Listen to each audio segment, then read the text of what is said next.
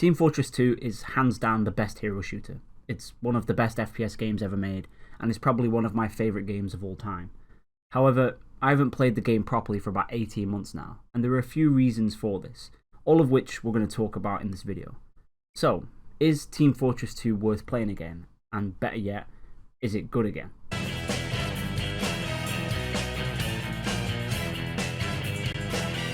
TF2 is a game that has very much stood the test of time. I mean, there may even be people watching this video who weren't even born when the game was released. A game which after all these years gets an average of over 100,000 players per day on Steam. It's pretty impressive. Recently, however, the game has taken a slight hit in terms of player love, to say the least. Also, for the record, I don't think TF2 has never not been a good game. I just think the three issues we're now going to explore are the reasons why A, took a dip in popularity, and B, why it has been branded a bad game, or lazy game is probably more accurate. Further disclaimer, I think TF2 has a lot of issues, a lot of design issues more than anything, which I often wonder why they were never changed, and I think at this point they never will be.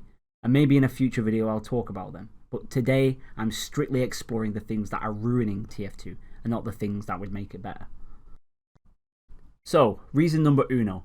Valve's structure as a development studio and also company is something that has come under scrutiny in the past, and it's a topic of conversation that hasn't really been delved into by Valve. The way Valve structure their company is they don't have a set management structure. Obviously they have higher ups, a CEO, marketing managers, executives and all that, but in terms of how projects are structured, developed and more importantly managed, there isn't a set management structure. More of a clout system is probably the best way to explain it. Older, more experienced devs probably have more sway in terms of what gets worked on and prioritised. Now, in theory, I would say this is a big game of play. It allows developers to work on what they're passionate about and what they're actually interested in. It gives them a lot of freedom, creative freedom to polish something they care about. And to be fair, this seems to work at Valve. They aren't really in the business of developing games anymore, considering they have other sources of income. But at the same time, there seems to be massive flaws in the system, as games such as TF2 don't get nearly enough of the attention that it deserves.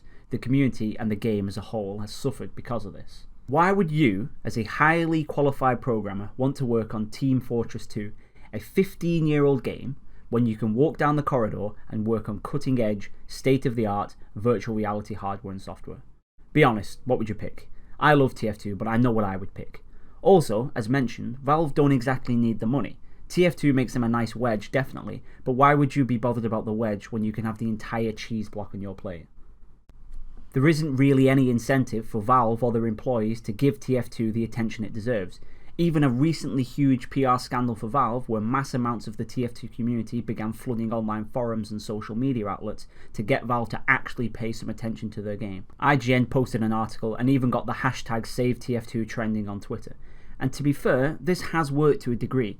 Valve hired contractors to start making changes to the game. However, what you have to remember is it took Valve way too long to do anything, and they only did something because of the PR disaster looming over them. Even now, the thing that they have done is only just enough. Like, they haven't gone above and beyond to restore the game to its glory days, and they have only just done enough so that TF2 keeps quietly adding to that wedge. And speaking of contractors and hashtag SaveTF2, this brings me on to my next point. Number 2, VAC. VAC stands for Valve Anti-Cheat. Anti-cheat. And VAC is a system that, well, how do I put this? Doesn't fucking work.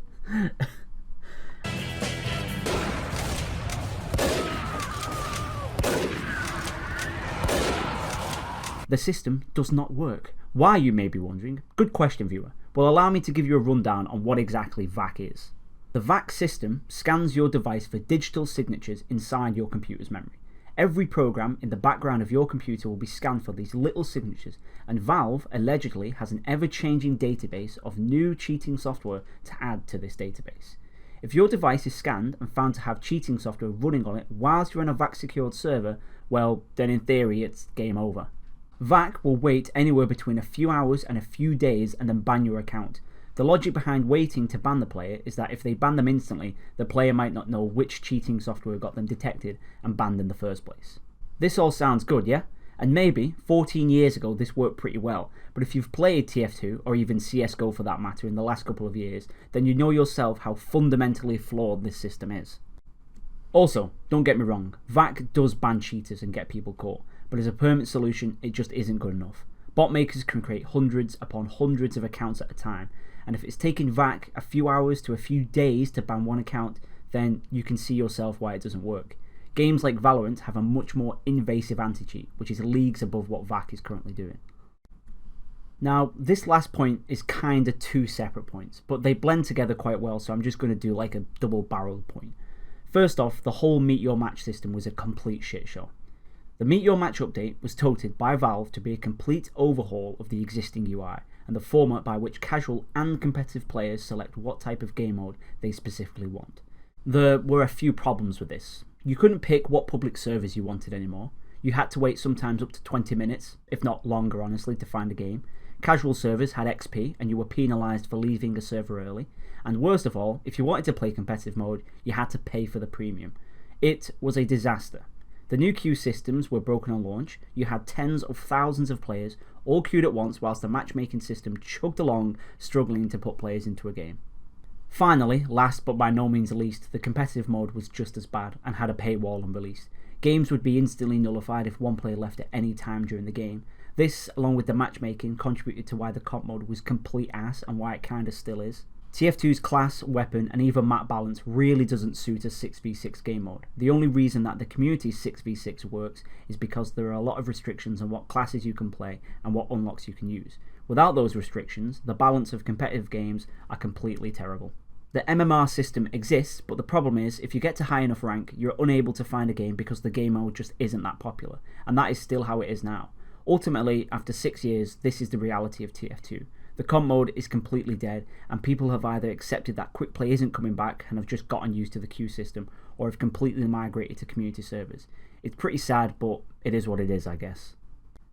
To summarise, I love TF2, and I don't think it's a bad game. There has just been so much neglect and bad blood woven into the community that I really can't see any way back for the game, especially now with the huge asset leak that Valve has just experienced. We probably won't ever get any more official content, but you can bet your bottom dollar that the community will keep it alive for as long as possible with the amount of content made available to them. It's an incredible game that has spanned generations. It's just sad sometimes to sit down and think what could have been.